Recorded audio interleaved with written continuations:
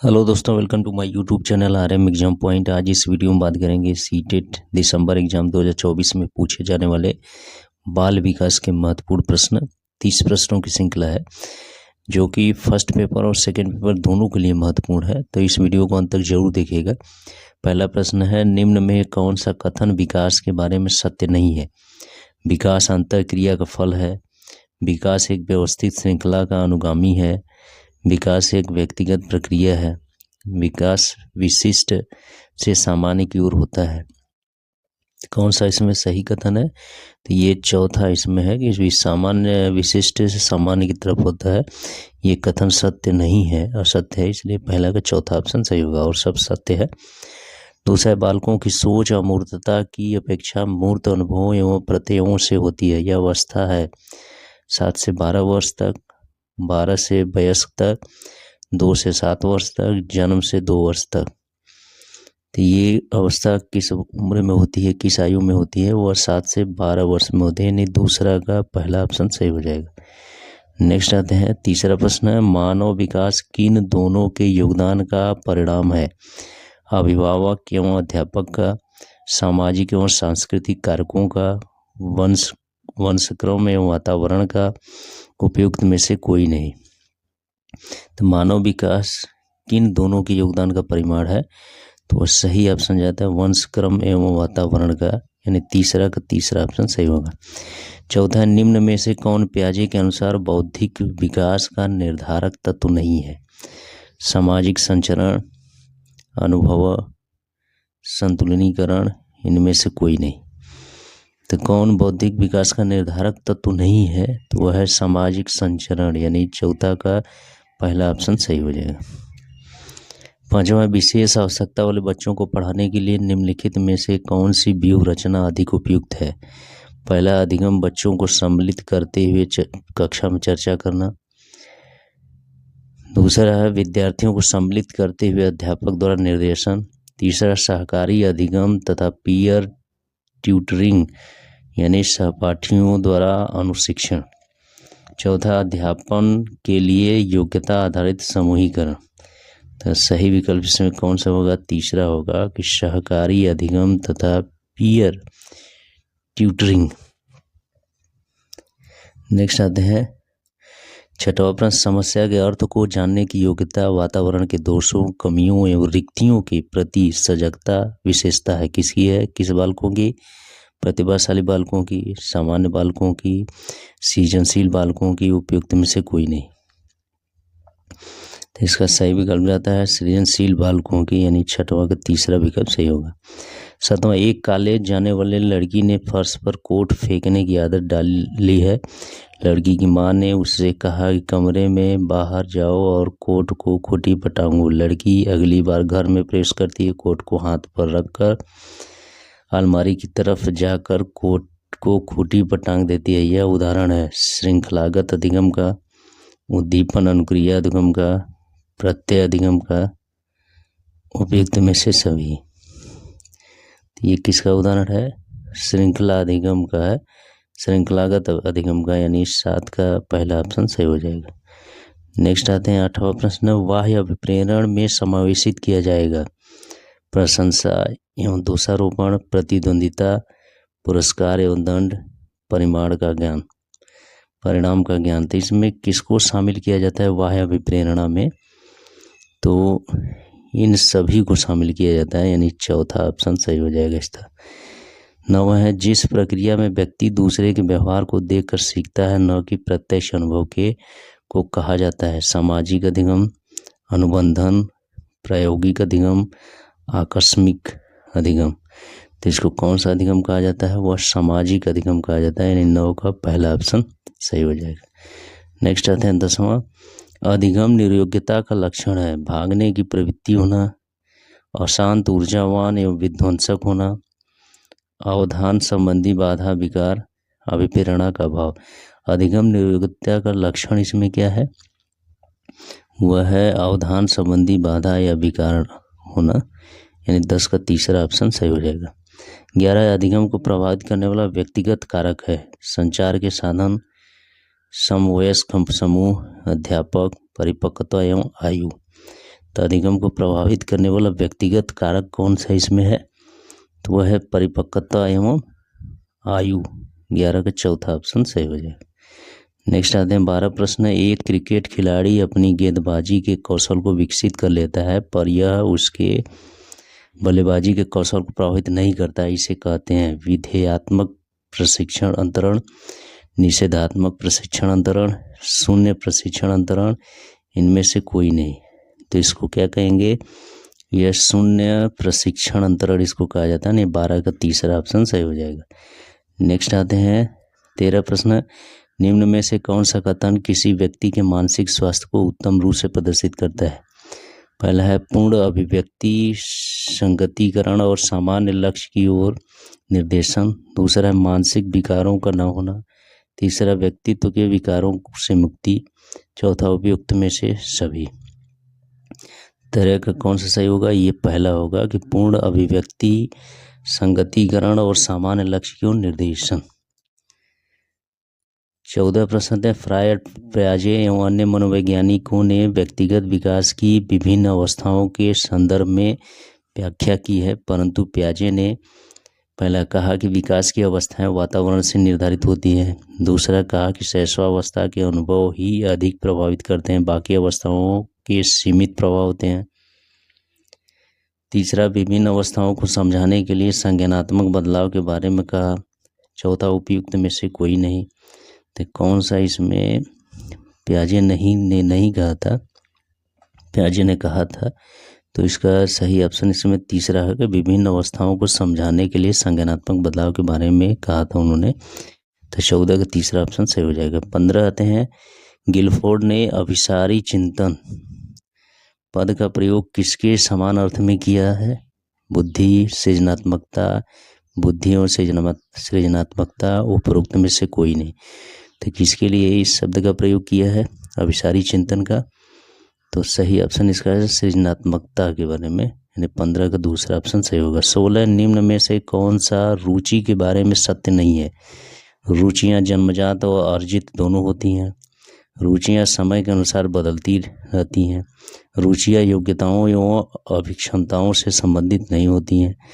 रुचियां व्यवहार में आकर्षण एवं विकर्षण के प्रतिबिंब नहीं है। तो कौन सा ऑप्शन सही होगा, 16 में चौथा सही होगा कि रुचियां व्यवहार में आकर्षण एवं विकर्षण के प्रतिबिंब नहीं है। नेक्स्ट आते हैं 17वां प्रश्न। अभिवृत्ति है, पहला है एक भावात्मक प्रवृत्ति जो अनुभव के द्वारा संगठित होकर किसी मनोवैज्ञानिक वस्तु के प्रति पसंदगी या नापसंदगी के रूप में प्रतिक्रिया करती है। दूसरा एक ऐसी विशेषता जो व्यक्ति की योग्यता का परिचायक है, जिसे किसी प्रदत्त क्षेत्र में विशिष्ट प्रशिक्षण, ज्ञान अथवा कौशल से सीखा जा सकता है। तीसरा व्यक्ति की बीजभूत क्षमता जो विशिष्ट प्रकार की होती है। चौथा उपयुक्त में से कोई नहीं। तो 17 का कौन सा सही ऑप्शन होगा, इसमें पहला होगा कि एक भावात्मक प्रवृत्ति जो अनुभव के द्वारा संगठित होकर किसी मनोवैज्ञानिक वस्तु के प्रति पसंदगी या नापसंदगी के रूप में प्रतिक्रिया करती है। 17 का पहला ऑप्शन सही हो जाए। 18 व्यक्तित्व एवं बुद्धि में वंशानुक्रम की पहला नाम मात्र की भूमिका है। दूसरा महत्वपूर्ण भूमिका है। तीसरा अपूर्वानुमेय भूमिका है। चौथा आकर्षक भूमिका है। तो 18 का सही विकल्प इसमें होगा पहला नाम मात्र की भूमिका है। 18 का पहला ऑप्शन सही होगा। 19 से जिन इच्छाओं की पूर्ति नहीं होती है उनका भंडार गृह निम्न में से कौन सा है। इदम, अहम, परमहम, इदम एवं अहम। तो कौन सा है, वह इदम में संग्रहित होता है, यानी 19 का पहला ऑप्शन सही हो जाएगा। 20वां है रक्षा तंत्र बहुत सहायता करता है हिंसा से निपटने में, दबाव से निपटने में, थकान से निपटने में, अजनबियों से निपटने में। तो जो रक्षा तंत्र होता है वो किस प्रकार से सहायता करता है, वह दबाव से निपटने में सहायता करता है। 20 का दूसरा ऑप्शन सही हो जाएगा। 21 है शारीरिक निरोगता वाले व्यक्ति के लिए निम्न में से कौन सी युक्ति रक्षा तंत्र में सबसे संतोषजनक होगी। तादात्मीकरण, विवेकीकरण, अतिकल्पना, इनमें से कोई नहीं। तो कौन सा होगा?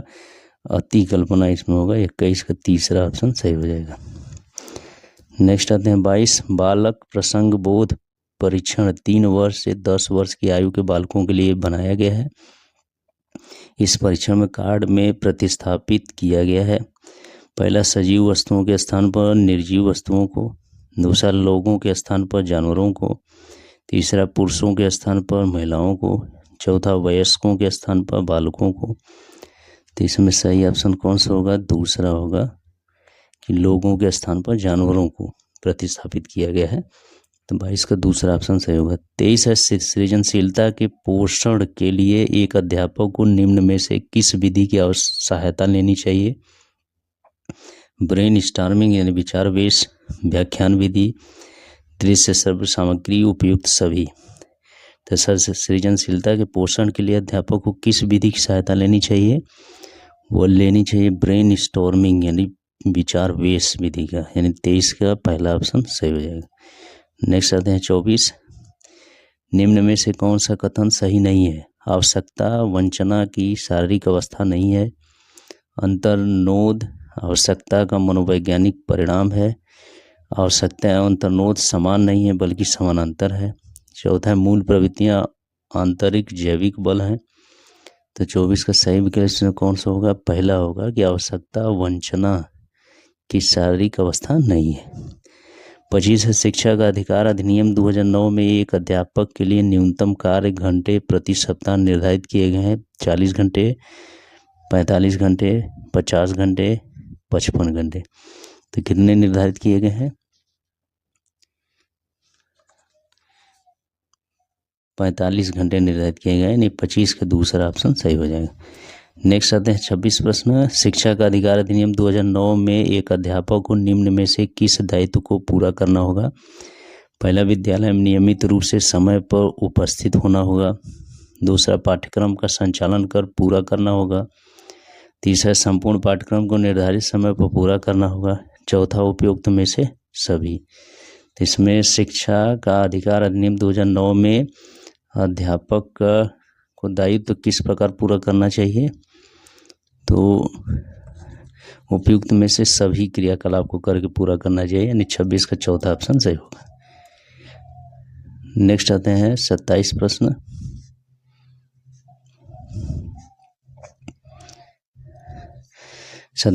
राष्ट्रीय पाठ्यक्रम रूपरेखा 2005 में शांति शिक्षा को बढ़ावा देने के लिए कुछ क्रियाओं की अनुशंसा की गई है। पाठ्यक्रम रूपरेखा में निम्न में से किसे सूचीबद्ध किया गया? पहला, महिलाओं के प्रति आदर एवं जिम्मेदारी का दृष्टिकोण विकसित करने के लिए कार्यक्रम आयोजित किए जाए। दूसरा, नैतिक शिक्षा को बढ़ाया जाए। तीसरा, शांति शिक्षा को एक अलग विषय के रूप में पढ़ाया जाए। चौथा, शांति शिक्षा को पाठ्यक्रम में सम्मिलित किया जाए। तो राष्ट्रीय पाठ्यक्रम रूपरेखा 2005 में शांति शिक्षा को बढ़ावा देने के लिए क्या करना चाहिए? किस कार्य की अनुशंसा की गई है? तो वह है पहला, इसमें महिलाओं के प्रति आदर एवं जिम्मेदारी का दृष्टिकोण विकसित करने के लिए कार्यक्रम आयोजित किए जाए।